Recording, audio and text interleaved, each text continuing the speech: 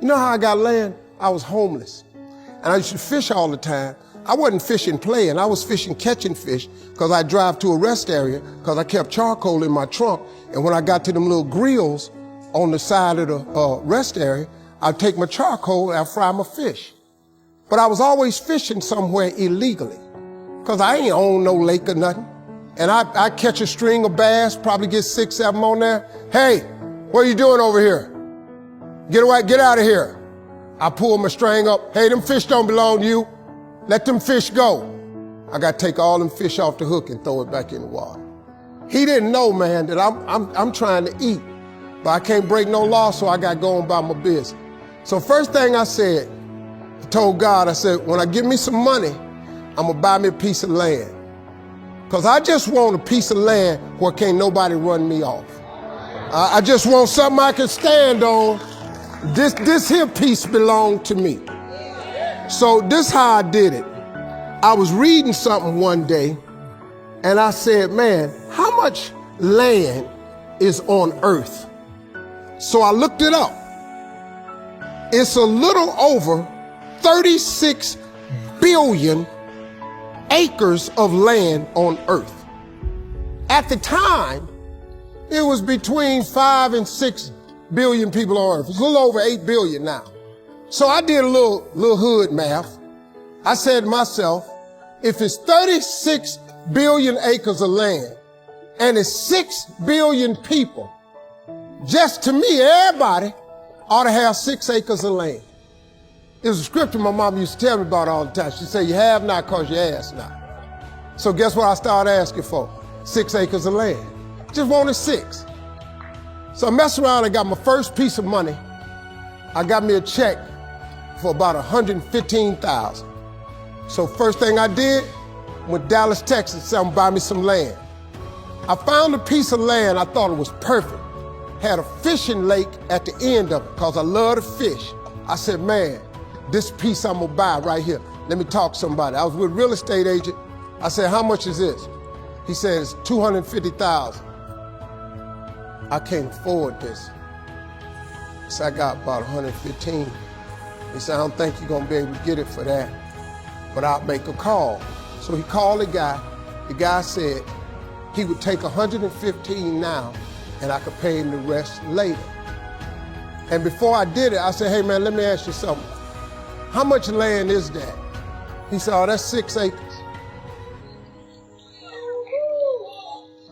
It was 6 acres. I got ready to sign it up. The real estate agent said, Mr. Harvey, before you sign that, I want you to think about it. I want to show you something else. So he took me over to this dude's house. I never met this guy. He came outside. He's a hillbilly. He's just country. You know, I was a little nervous. Me and hillbillies don't really, we don't normally work that good together. His name was Jerry Campbell. Turned out to be one of the nicest men I ever met. I misjudged the man. He talked to me, he said, I want to show you something. And I go over there and I couldn't believe it, man. It had rolling hills on it. It had 4 lakes on it, fishing ponds. I said, man, look at this right here. How many acres is this, man?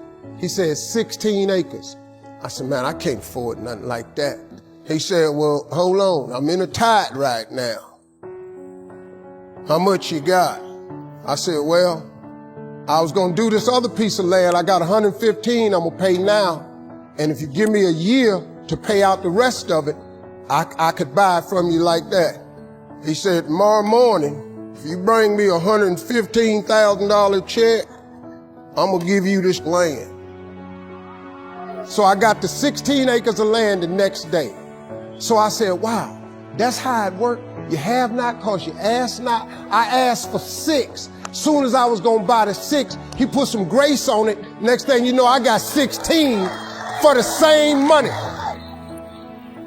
So I got to thinking. I got a couple partners in Cleveland that's locked up. They not getting out of prison. So I asked God, could I have a 6?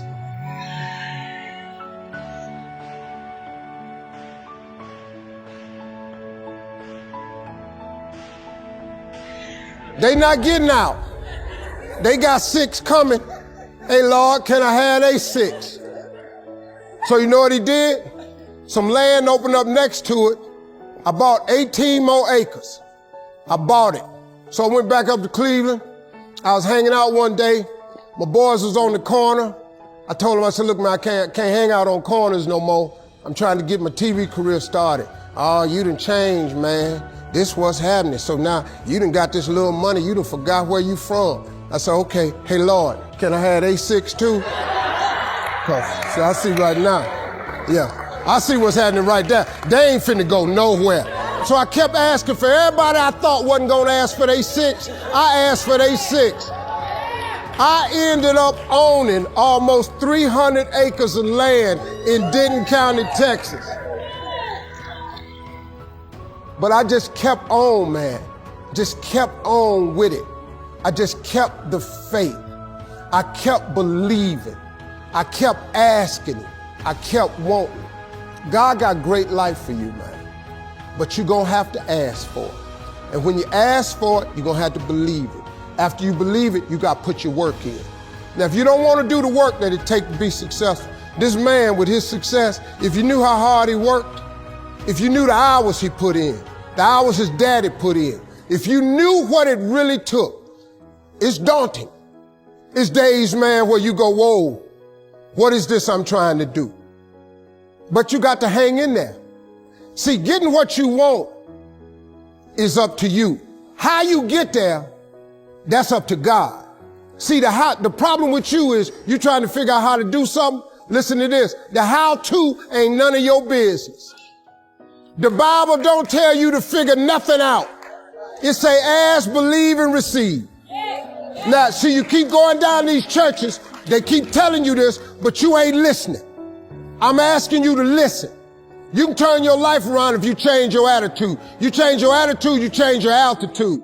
Stop sitting in here with a life of mediocrity when that ain't what God created you for. Now, you might not want this life. You might not want what it takes to get here. But if you want this life, you got to put in your work. You got to put it in. You got to stay prayerful. You got to never give up. You got to talk God every day. Now, if that ain't what you want to do, then good luck. How important. Stand guard at the door of your mind. And you decide what goes into your mental factory. Don't let anybody just dump anything they want to in your mental factory, because you've got to live with the results. Okay, here's the last disease, and we're through with this list. In fact, we're almost through. Hang on. The last subject is very brief. The last disease, but this one is deadly. Engage in this one, indulge in it even slightly, and you might as well forget the future, because it's going to forget you. Complaining, crying, whining, griping. A Bible word called murmuring. See, that'll ace your future. Spend 5 minutes complaining, and you have wasted 5. And you may have begun what's known as economic cancer of the bone. Surely they will soon haul you off into a financial desert and there let you choke on the dust of your own regret. I hope I said that well, so you won't forget. It's a deadly disease. If you don't think it's bad, ask the children of Israel of Old Testament fame. Typical of us all, their story just happened to get in the book. Story says, children of Israel were slaves. God performed a series of dazzling miracles and got them out. And now they're heading for the promised land. Remember the story? Heading for the promised land. Tragedy of the story? They never got there. Reason. From day one, they started to complain. They griped about the water. They griped about the weather. They whined and cried and griped about the food. They griped about the leadership. They whined and cried because it was too far, too cold, too hot, too difficult, too miserable. I mean, they whined and cried for years. Finally, God said, I've had it, trip canceled. Or something like that. The story says they died in the desert, never got to the promised land. Which I think means two things. Indulge in this long enough, you get your future cast. And I guess it also means even God himself can only take so much. Just be on the lookout of the things that can destroy all the good you start. The war is on.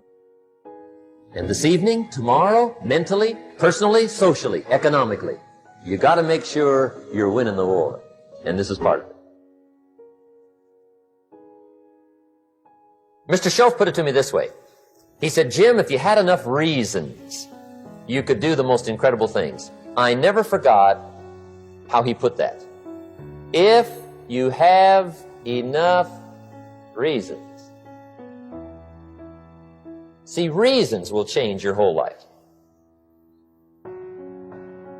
Mr. Shoaff said to me, he said, Mr. Rohn, I think you've got plenty of intelligence, you've got plenty of talent, you've got plenty of ability. Probably what you lack is plenty of reasons. He said, I don't think your current bank balance is a true indication of your level of intelligence. I was happy to hear that. He said, I think you're much smarter than your present bank balance indicates. And that turned out to be true. I was much smarter. But of course my first question was, well then why isn't it bigger? And he said, you don't have enough reasons. You've got enough intelligence, but not enough reasons. So see, reasons can change your life. Here's what else I found out. Reasons come first, answers come second. You don't get the answers to do well till you get the reasons. Life has a mysterious way of hanging on to all the answers and only gives them up to the people that are inspired by reasons. So reasons make the difference in how your life works out. Now, what are some of the reasons for doing well? Let's go through a quick list called Reasons for Doing Well. First is personal reasons. Some people do well for recognition. Some people do well for respect. Some people do well for the way it makes them feel. They love the feeling of being a winner. Those are good reasons. I have some millionaire friends that keep working 10, 12 hours a day, making more millions. And it's not because they need the money. It's because they need the joy and the satisfaction and the pleasure that comes from being a constant winner.